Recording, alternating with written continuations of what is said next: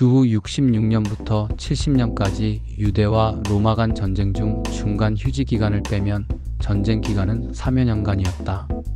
본격적인 전쟁이 시작되기 직전 로마 총독 플로루스가 밀린 세금 보충 명목으로 유대 성전이 보유한 재물 중 17달란트를 약탈하였다. 17달란트는 오늘날 33kg의 금의 무게를 말한다. 총독의 약탈 행위는 일반 민중의 로마에 대한 혐오에 불을 지폈다. 처음에는 이스라엘이 지리적 이점과 다수 민중의 전폭적인 도움에 힘입어 승리하였다. 초기 단계에서 투쟁을 이끈 것은 귀족층이 중심이 되고 다른 여러 소수의 세력이 돕는 체제였다.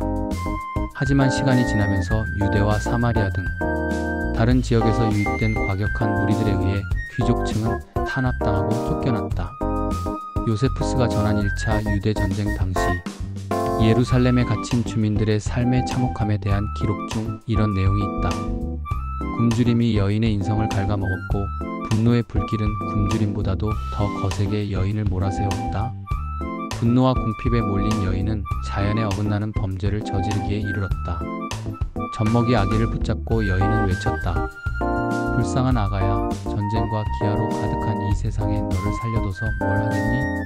로마군이 들어올 때까지 살아남는다 해도 노예가 될 수밖에 없고 어차피 노예가 되기도 전에 굶주림이 우리를 덮칠 것이다. 그리고 폭도들은 로마군이나 굶주림보다도 더 잔인하구나. 자 아가야, 내 식량이 되거라.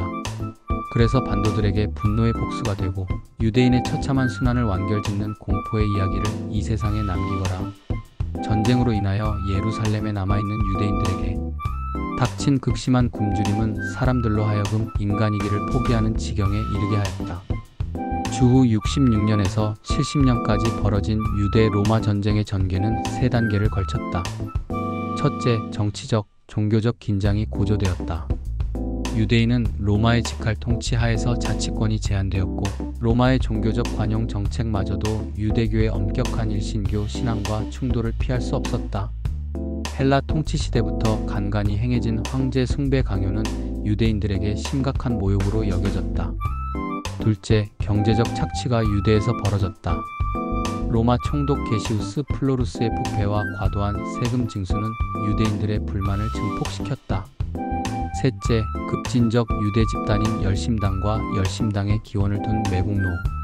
암살을 전문적으로 행하는 시카리는 무장 저항을 주장하며 로마에 대한 반란을 선동했다. 직접적 도화선은 66년 가이사라에서 헬라인들이 유대 회당 앞에서 의도적으로 새를 제물로 바치는 도발을 했고 플로루스 총독이 성전 금고를 탈취하는 등 사건이 연이어 발생하며 로마에 대한 유대인들의 반란이 촉발되었다. 예루살렘 성전에서 로마 황제를 위한 제사가 중단된 것은 공개적인 반란의 선언이었다.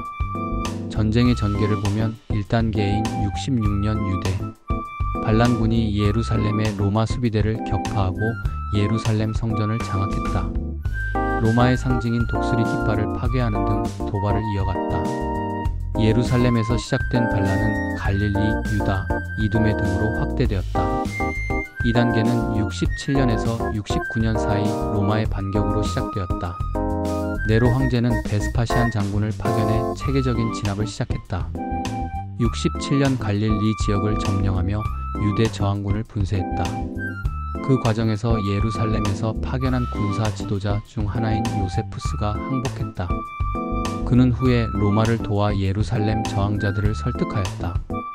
로마 정치적 혼란으로 인하여 양측의 싸움이 휴지기에 들어서자 유대인 종파들 간의 주도권 다툼으로 내부 분열이 일어났다. 예루살렘 성전 내에서 급진파인 시카리, 열심당, 온건파 간의 갈등이 심화되어 방어체계가 무너졌다. 3단계는 70년 예루살렘 공방전으로 시작했다. 69년 베스파시안이 황제로 즉위하자 그의 아들 티투스의 총공세가 시작되었다. 티투스는 직접 예루살렘 공격을 지휘했다.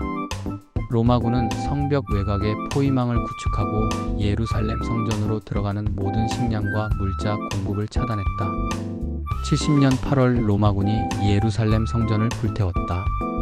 요세푸스는 성전이 불에 탄 것은 티투스의 지시가 아니라 로마 병사의 실수라고 주장한다. 이는 유대교의 중심지 상실로 이어졌다. 상층 도시 항복까지 한 개월 추가 소요되었고 생존자들은 노예로 팔리거나 학살되었다. 이 전쟁의 마지막은 73년 마사다 함락으로 종결되었다. 시카리 일파가 마사다 요새에서 73년까지 항전했으나 로마군의 공성탑과 방벽 건설 끝에 집단 자결하며 전쟁이 완전히 종결되었다. 이 전쟁은 유대인들에게 큰 영향을 끼쳤다. 예루살렘의 제2성전 파괴로 희생제의 중심이 사라지고 랍비 중심의 유대교가 발전했다. 로마의 탄압으로 유대인들은 팔레스틴을 떠나 이방 지역을 떠도는 나라, 이른 민족으로 가는 곳마다 탄압받고 질시의 대상이 되었다. 로마는 이 전쟁의 승리 상징으로 로마의 티투스의 개선문을 세우고 개선문 한쪽 벽에 유대인 포로들이 발목에 자물쇠가 채워진 쇠고랑을 들며 성전 기물을 어깨에 메고 행진하는 장면을 새겼다. 유대는 유다에서 시리아 팔레스티나로 개명되었다. 이 전쟁에 대한 기록은 요세푸스의 유대 전쟁사가 주요 사료로 전쟁의 상세한 경과를 전하고 있다. 이 전쟁은 유대 민족주의의 좌절과 로마 제국의 강력한 통제력을 보여주는 사건으로 팔레스틴 역사의 전환점이 되었다. 마사다 요새에서의 시카리들의 마지막 장면에 대하여 유대인 역사학자 요세푸스는 다음과 같이 기록하고 있다. 그날 밤 유대인 지도자 엘리아잘은 유대인 모두 모이게 한 후 그들이 로마의 노예가 되거나 로마인들의 손에 죽임을 당하는 수치보다는 스스로 영광스럽게 죽는 것이 낫다고 연설하였다.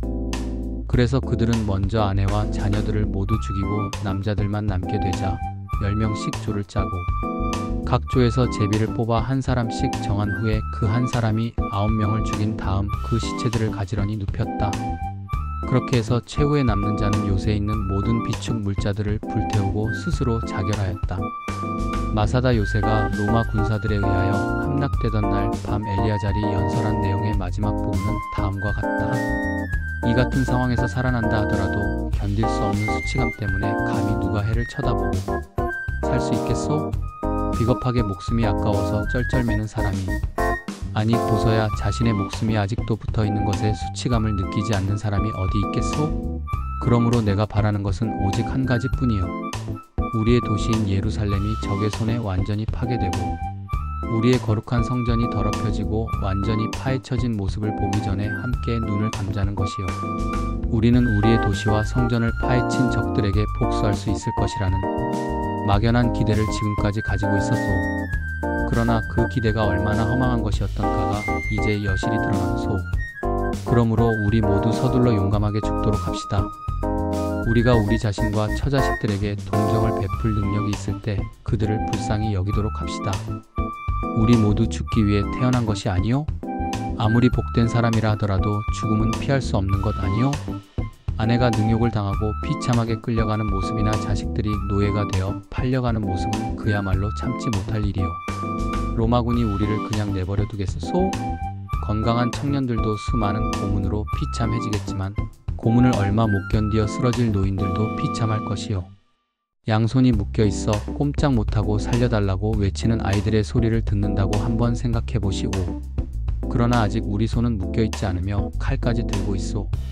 그러므로 이제 우리의 영광스런 계획을 우리 손으로 실행합시다. 아직 자유로울 때에 처자식들과 함께 이 세상을 하직하도록 합시다. 우리를 수중에 넣고 기뻐할 로마군을 생각하고 로마군에게 털끝만큼의 기쁨도 남겨놓지 맙시다. 오히려 로마군이 우리의 굳은 결의에 경탄을 금치 못하고 우리의 죽음에 놀라 입을 다물지 못하게 합시다. 1차 유대와 로마 전쟁 당시 기독교인은 예루살렘을 빠져나가 펠라로 피신하였다고 유세비우스는 주장하지만 확실하지 않다. 또한 기독교의 중심은 예루살렘에서 이방으로 이전되었다. 온건한 유대인들, 제사장, 바리새인들 또한 예루살렘을 빠져나갔다. 당시 로마 황제 베스파시안의 권력을 인정한 라반 요하난 벤 자카이는 이사야 10장 34절을 인용하여 백향목으로 지어진 성전이 권능 있는 자인 베스파시안의 손에 넘어가리라고 해석했다. 주후 80년에서 100년까지 얌리아에서 유대인들은 모여 예루살렘 멸망 이후 유대교의 미래를 결정했다. 이 회의에서 구약 성경 39권이 결정되었다. 유대인들의 종교회의로 알려진 얌리아는 요파에서 남쪽으로 약 20km 지점에 위치한 도시로 70년 예루살렘의 멸망 후에 종교 교사들의 회의가 열린 곳이다. 성경에는 얌느엘로 언급된 곳이다. 이곳에서 이스라엘을 대표하는 임시 랍비들의 회의가 있었다. 이 단체는 어떤 면에서는 사네드린을 대표하는 것으로 간주되었다. 그러나 사네드린과 같이 국가적인 권위를 가지고 있지는 않았다. 주로 랍비들이 중심이 된 단체로 이해할 수 있다. 이 회의에서 중요하게 다루어진 사항 중에 하나는 1세기경에 논란이 된 성경의 정경성의 자격에 관한 것이다.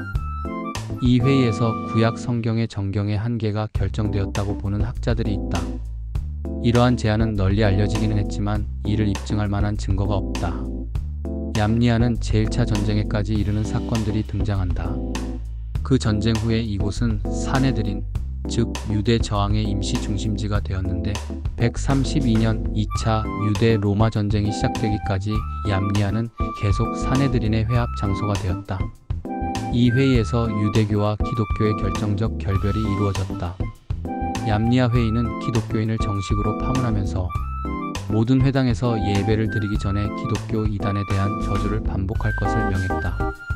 예루살렘 성전이 불타고 마사다를 제외한 모든 유대 지역이 로마 군사에 의하여 점령되자 티로는 로마로 귀환했다. 그가 아버지 베스파시안 뒤를 이어 황제에 오르자 로마 당국은 티로를 위하여 두 개선문을 세웠다. 그중 하나에 유대인들이 행진하는 모습이 새겨져 있다.